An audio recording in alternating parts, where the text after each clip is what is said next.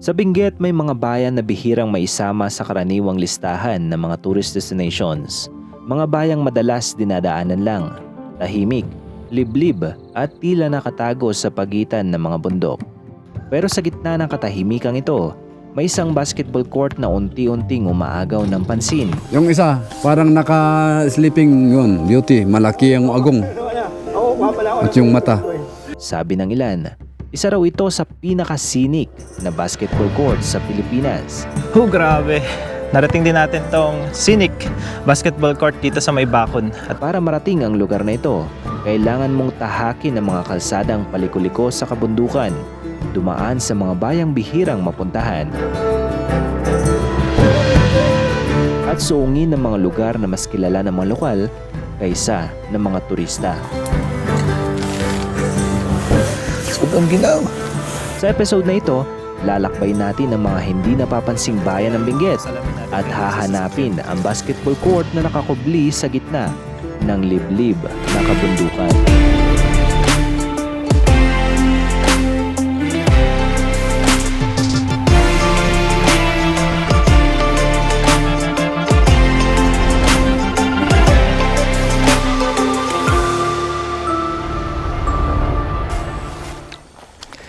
Isa magpagpalang umaga mga biyahero at welcome back sa ating YouTube channel. Nandito tayo ngayon sa pinakabagong campsite na matatagpuan sa Tublay, Benguet. So sa araw na ito ay pupuntahan natin ang bayan ng Kapangan. Pero bago tayo mapunta sa bayan ng Kapangan ay madadaanan muna natin ang bayan ng Tublay. So nandito tayo ngayon sa isang campsite. Ito ang pinakabagong campsite dito sa Tublay na kung saan napakalawak ng space. Pwede sa mga car campers, moto campers, campers na naghahanap ng tahimik at hindi pa ganon ka-crowded na campsite. And tara, libot ko kayo. Welcome mga biyahero, abong ni Tumbilaw.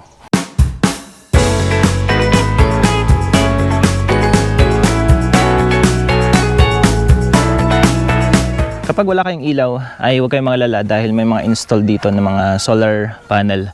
Ayan, so umiilaw to kapag gabi na siyang nagsisilbing liwanag para sa mga campers. At isa pa sa maganda sa campsite na to mga biyahero dahil meron silang napakalawak na parking space. At isa pa sa maganda sa campsite na to mga biyahero dahil marami silang activities na pwede nyong gawin. So meron silang board games, meron din silang table tennis, pool, at pwede rin kayong maglibot-libot sa museum nila na kung saan makikita nyo kung ano yung traditions and beliefs ng Cordillera. At ang ating mga makakasama, syempre, MJ's Adventures, Direk Gino.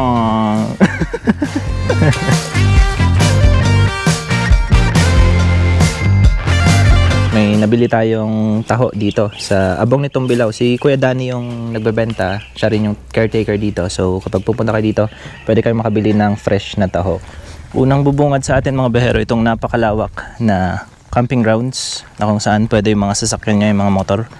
At malapit lang to sa gate. So pwede nyo ibaba yung sasakyan dito at mag-park katabi ng mga tents nyo. Meron din dito mga obstacle courses.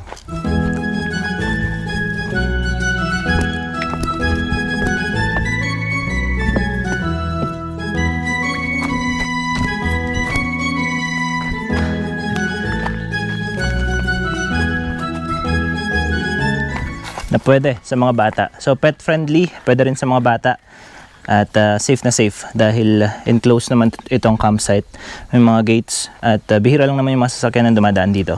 Meron ding grilling station, mga lababo. And syempre, ang pinaka-importante yung CR na may tubig. Pang babae. Bugan.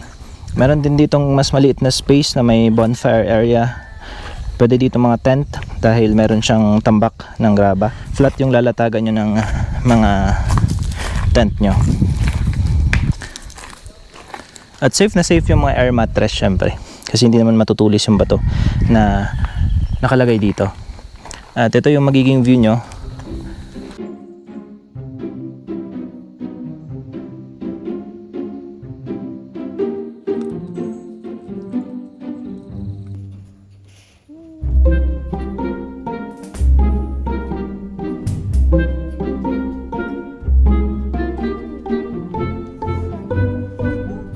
Meron din dito mga rabbit. Ito. Ito yan, rabbit. Ay, rabbit. Hindi pa rabbit yan. May lang din sa damo yan, pero hindi yan rabbit.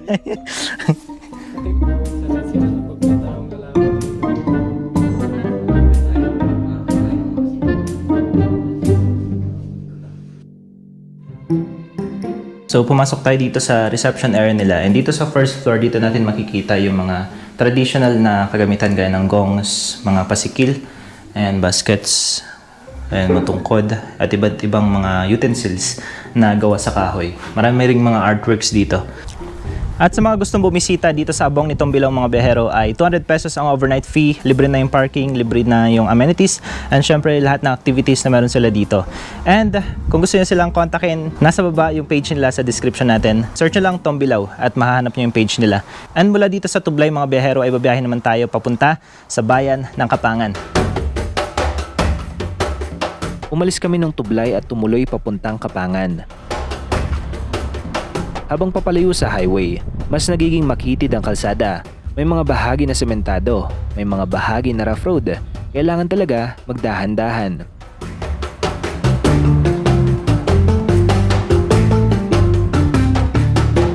Sa ganitong ruta mo mas maiintindihan kung bakit hindi agad napupuntahan ang mga lugar dito. Hindi siya stopover, kailangan mo talagang puntahan.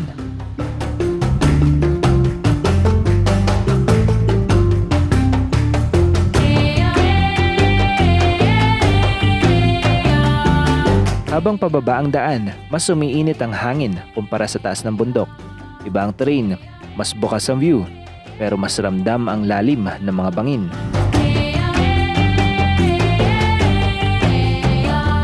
Sa ibaba ng mga bundok na ito, dumadaloy ang Amburayan River, isa sa mga ilog na matagal nang bahagi ng buhay sa Benguet. Andito tayo ngayon sa tulay kung saan yung ilalim niya ay yung Amburayan River. So dito sana tayo, balak sana natin mag-overnight dito mga biyahero. Pero bawal pala. So day tour lang. At marami ngayon ang naliligo ng mga turista. Yung iba dyan locals lang din or kalapit na bayan. Ayan, at dito sila nag-relax at nagpapahinga, nagpipiknik kasama ng kanilang mga pamilya. Ay, makikita nyo, napakadami nila. At pwede rin ibaba yung mga sasakyan dito para makapag-park dyan. Tapos pwede na kayong pumili ng gusto nyong spot. Ayan, medyo malawak yan hanggang doon sa taas.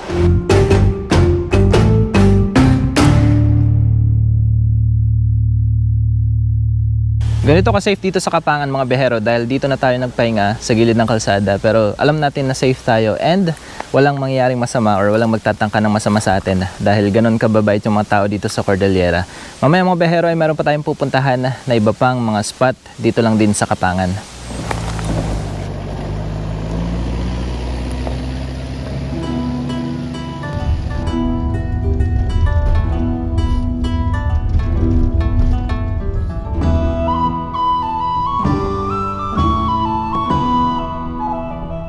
Mula Kapangan, itinuloy na namin ang biyahe papuntang Kibungan. Kailangan na naming makahanap ng pwesto para mag-camp bago tuluyang dumilim.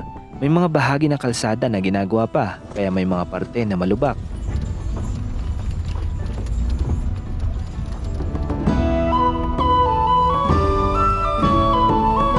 Mula sa bayan ng Kapangan mga biyahero ay nakarating tayo dito sa bayan ng Kibungan. At malalaman mo ang nasa Kibungan ka na kapag nakakita ka na ng mga taniman ng sayote na kagaya nito. Usually mga bundok, buong sayote ang taniman nila. Ayan, lalo dyan sa baba. Marami pa tayong mga madadaanan na taniman ng sayote along the way. Nandito pa lang tayo sa bungad ng Kibungan. Pero napakaganda ng tanawin. Napahinto kami dito sa gilid ng kalsada dahil meron kami nakitang napakagandang view.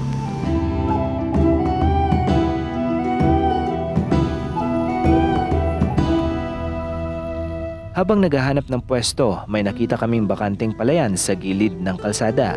Huminto kami para magtanong kung pwede kaming mag-camp. Jamming sila. Para kayo mag-ama.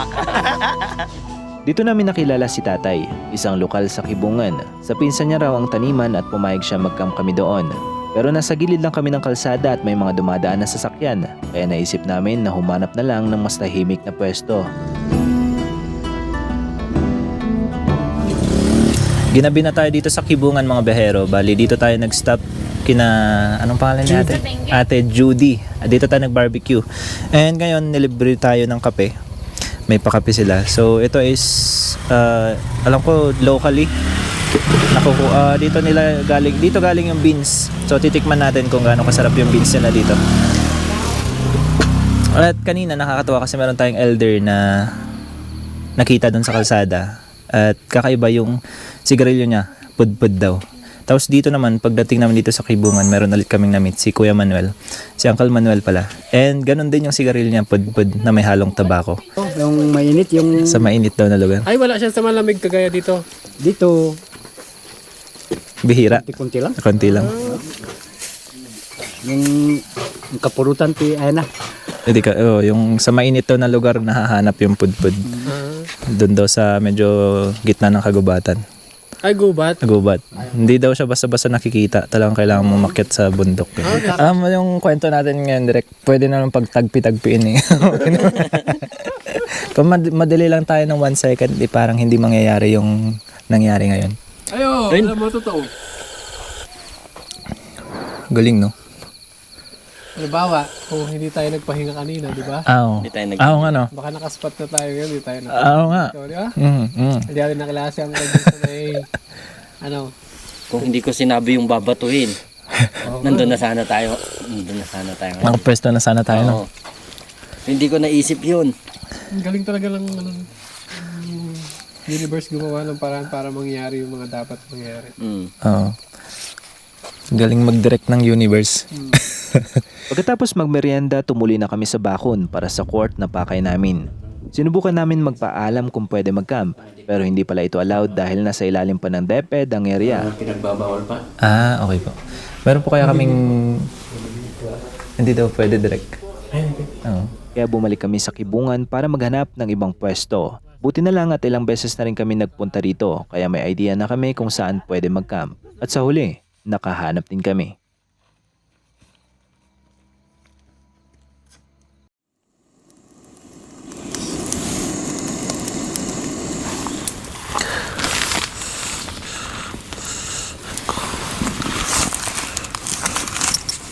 Good morning, Mobero. At nandito tayo ngayon sa Takadang. Dito tayo nagpalipas ng gabi. Bali, nagluluto na lang tayo ngayon ng breakfast para makakain tayo. At may balak tayong puntahan ngayon. Actually, ito yung court na makikita sa Bacon. Ito yung scenic court dito sa Pilipinas dahil napapalibutan ng mga kabundukan.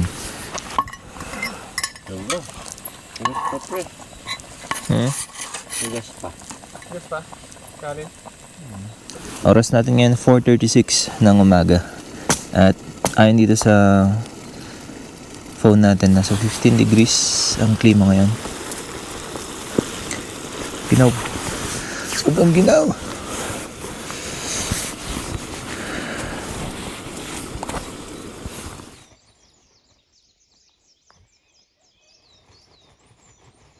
Palis na tayo dito sa pinag-spatan natin mga behero. And isa sa mga pinaka-dinarayo dito sa Kibungan ay yung mga Rocky Mountains nila na kagaya nito.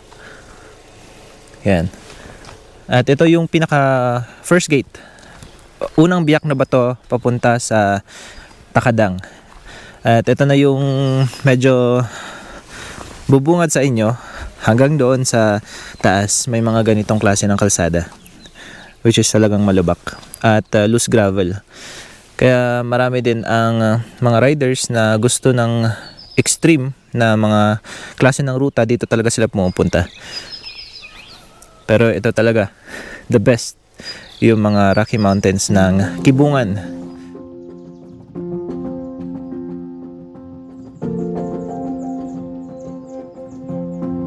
At mula naman dito sa Kibungan, magbabiyahe tayo ng mga 30 minutes papunta sa court na balak nating puntahan ngayon sa may Bacon. So tara, samahan nyo kami.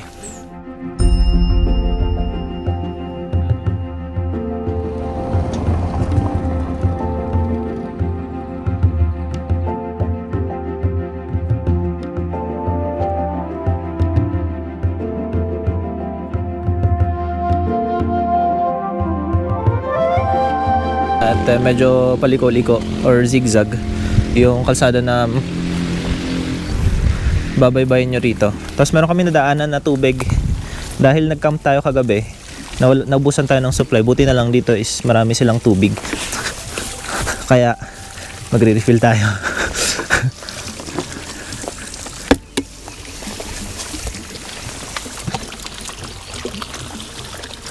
Kaya to, direct, kaya. Maligo na rin tayo. Pwede naman oh, pagdaan mamaya.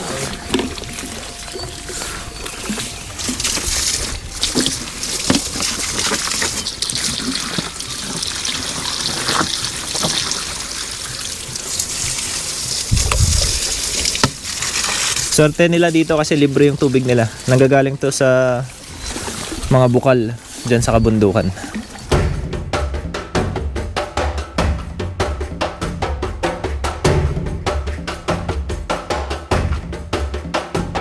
Pagkalipas ng kalating oras na paglalakbay mga behero ay narating natin tong school kung saan tayo nag-park dyan sa likuran.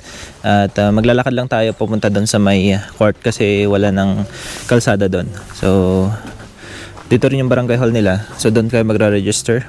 Libre lang naman yung registration at libre lang din yung pagpunta doon sa may court. Pagdating sa Bacon, hindi agad halata kung saan nakatayo ang court. Ngunit pag nakita mo ito, doon mo maiintindihan kung bakit ito usap-usapan.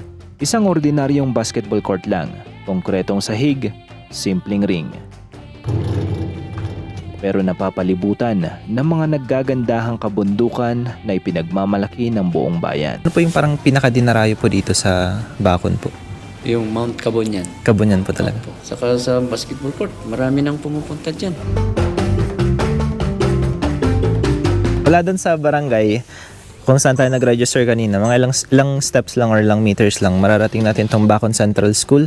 So dito sa loob, doon yung matatagpuan yung scenic court dito sa may Cordillera.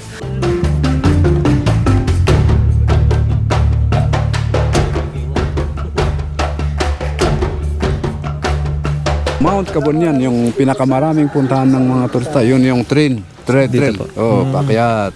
Ngayon na may 100 plus na pumunta. Naman po, ang dami. At narating din natin itong scenic court dito sa may Bacon Benguet mga behero. Dito natin matatanaw yung mga kabundukan, Rocky Mountains dito sa may Bacon. At yun yung nagpapaganda dito dahil sa scenic views niya. Sabi ng isang local kanina, meron ka daw makikita dito na Sleeping Beauty. Dito naman sa ating likuran ay parang mukha ng unggoy pati doon sa kabila.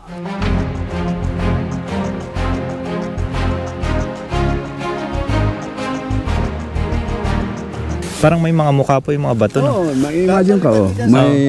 May kunting in, may I, may C, may malaking M, yung heart. Yung isa, may mata, may agong. Yun. Parang, Meron pa nga po dun eh. oh, mag-imagine ka. Parang may unggoy dun.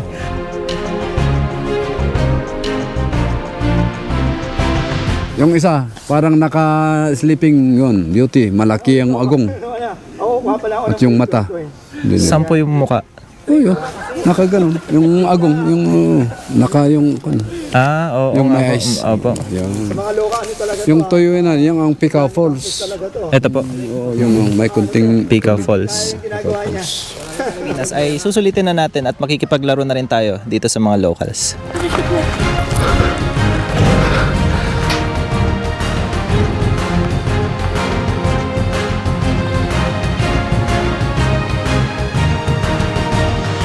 Kasi ito sa Bacon, may Bacon Trayo. Opo. Mount Patulok, Mount Cabonyan, Mount Tunglawan. Ang pinakasikat po, Kabunyan. Cabonyan. Po. Maraming pumunta sa Cabonyan. Grabe din talaga tong court na to, parang natural na landscape kasama ng mga kabundukan. At hindi lang view yung makikita mo dito. Syempre kasama rin dito yung mga community na nakapalibot dito sa may court. Ano yung kanyo dito? Salita nyo? Kang kanaoy, English, Tagalog. Kankanais. Anong grade ka na? Grade 5 sir. Anong pangalan mo? Bricks Judo Ibital sir. Bricks, yan. So, shoutout kay Bricks. Ang local na bata dito sa court. Nakalaro natin yung mga kasama niya, no? Napagod. Grabe, tumatanda na tayo. Pagod tayo. Pero panalo. Natalo natin sila MJS Adventures. Maraming lugar sa Pilipinas ang mabilis magbago kapag nadiskubre. Pero sa mga liblib na bayan ng Benguet, iba ang takbo ng oras. Ang Court sa Baco na hindi ginawa para maging tourist spot. Ginawa ito para sa komunidad. At marahil, iyon ang mas mahalagang kwento na sa mga lugar na tinatawag na liblib, may mga espasyong buo na ang identidad kahit walang spotlight. Grabe talaga ang Bacon, mga behero. It's one of a kind. At kung gusto nyo makita kung ano yung tunay na ganda ng Benguet, ay sulit na sulit. Hindi lahat ng mahalagang lugar ay nasa sentro. Minsan, nasa mga liblib na bayan.